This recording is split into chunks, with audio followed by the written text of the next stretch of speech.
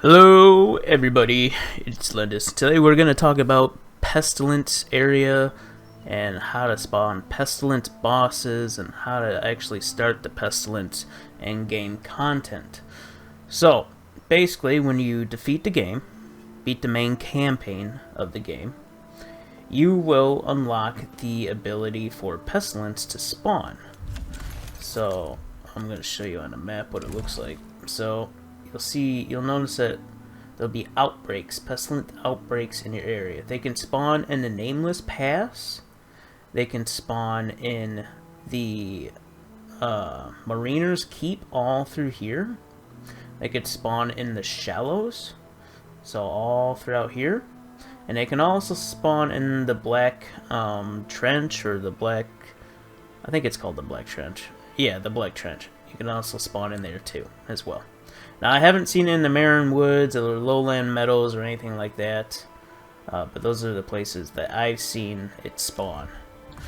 So basically, when you defeated the final boss, I'm going to just say that the boss flies, okay? I'm not going to try and spoil anything. You'll unlock this endgame content, and what you want to do is come to the Rookery, and you want to talk to Professor Xavier over here. So he will give you the ability to exalt items, and you have to kill enemies in the Pestilence areas to collect materials so you can upgrade your items to Exalted. What Exalted does is it gives you the ability to max out your enchantments on your items, which is very, very powerful. So you definitely want to do this endgame content if you want to further increase your build to its maximum potential. And once you fully exalted an item, you'll get a little bit of extra, I would say stats. So you can see, like, my armor actually increases when it's exalted. So it's a further increase in stats too as well. So it's not just the enchantments, it's not just the gems, it's also the resistances and armor and stuff like that too as well. So pretty nice. So you're gonna have to go around and farm these materials, and you can see that it requires one of this little symbol, it requires two of, you know, one of this little symbol and that little symbol, and I'll show you where to get those. So right now I am gonna do the most annoying, in my opinion, the most annoying pestilent outbreak, which is here. So, and there's also levels to these pestilent outbreaks. You can make them harder and increase the reward. So I'm going to go over there and I'm going to show you guys what I'm talking about. Alright, so when you enter a pestilence area, everything is going to be very spooky and purpley, and you're going to have a pestilence spread at the bottom of your screen. And when you decrease that bar all the way down to 0, it's going to spawn a boss. Now, you can also juice up the rewards by interacting with a bonfire in the area that it's connected to. So if I interact with this, I can burn things. So what I can do is you can burn any kind of items that you want. But the fastest way to build its intensity up is to sacrifice fallen embers. It only takes 3 of these to max it out. So if I use one, it's going to go up to intensity 2. If I use another, it's going to go up to intensity 3.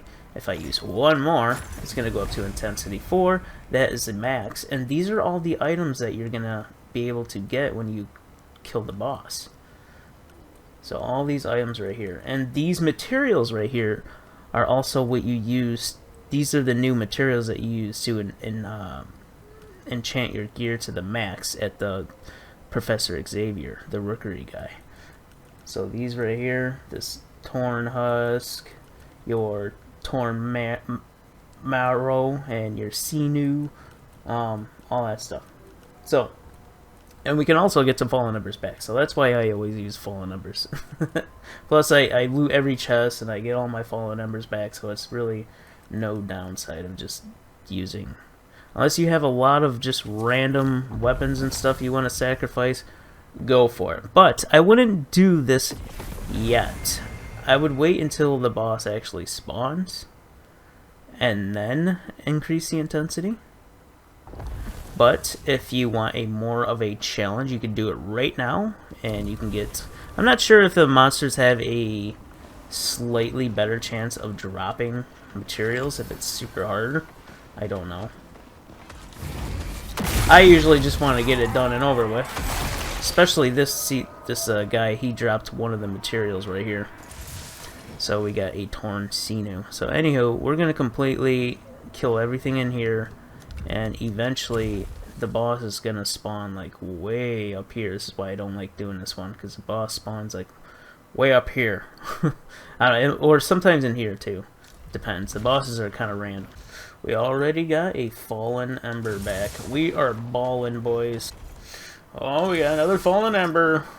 There's also another bonfire up here in this location that you can use.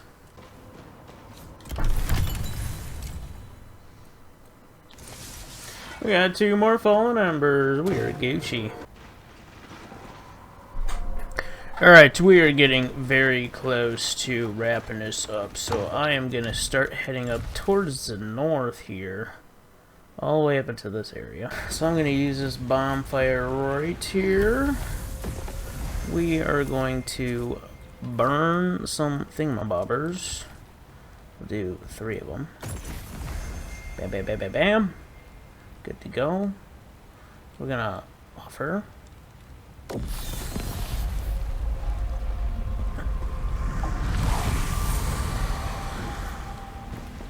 Oh yeah, everything's getting spooky now. Spooky. Now we just need to kill like one dude. One dude.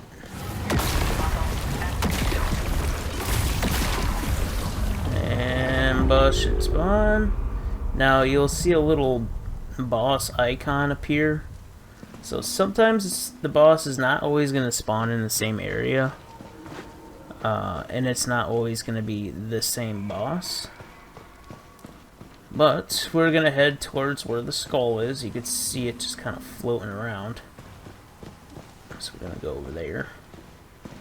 We're going to heal up a little bit. It's probably going to be the Echo Knight, maybe.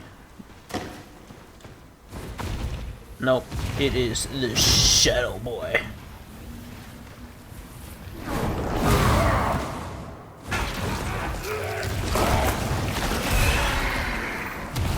It is Mr. Shadow Boy.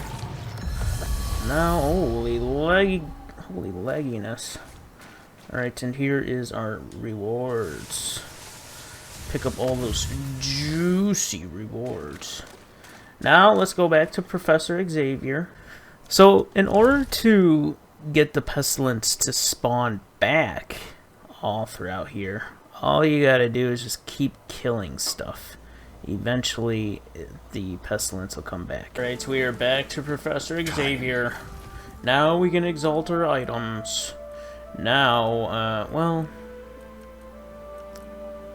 I guess I can exalt some more burn damage on here and focus cost decrease, and that's what it does.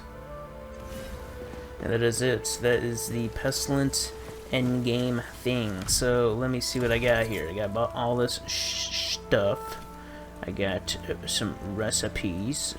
You get really good recipes too while doing this stuff. We got more than enough fallen embers back. We got this upgrade materials. This is the stuff that you're gonna need, and you're also gonna need this stuff when you're trying to make your weapons go to tier 16, because the last like 3 levels of a weapon is gonna require some of this materials, this new materials. So anywho, I mean, there's a couple. I think there's one more. You can also get like bat wings and stuff like that. But yeah, this isn't all the materials, but this is what I got on that run. But anywho, that is it. That's how you do the whole Pestilence stuff. So yeah. Also, make sure you guys like thoroughly check everywhere. Like, I mean everywhere. All through everywhere. Inside the caves too, because sometimes, like even in the shallows, you have to go through this right here. You gotta go deeper in the shallows. You gotta go the underground section and clear out all that to decrease the Pestilence. So yeah, have fun. And I think the fastest way to get the pestilence to spawn back again, it may be doing the crucible. It seems I do a crucible a lot, so like it spawns back really fast for me. I don't know if that's the most efficient way to do it. I could be wrong, but crucible works for me. But anywho, you guys all take care. I am gonna go do some of these bounties, cause one of these bounties had something interesting. Check this out. I never seen this before, but I can't show you the armor. But there's like a monk armor. It looks really cool. I want it. Anywho, peace.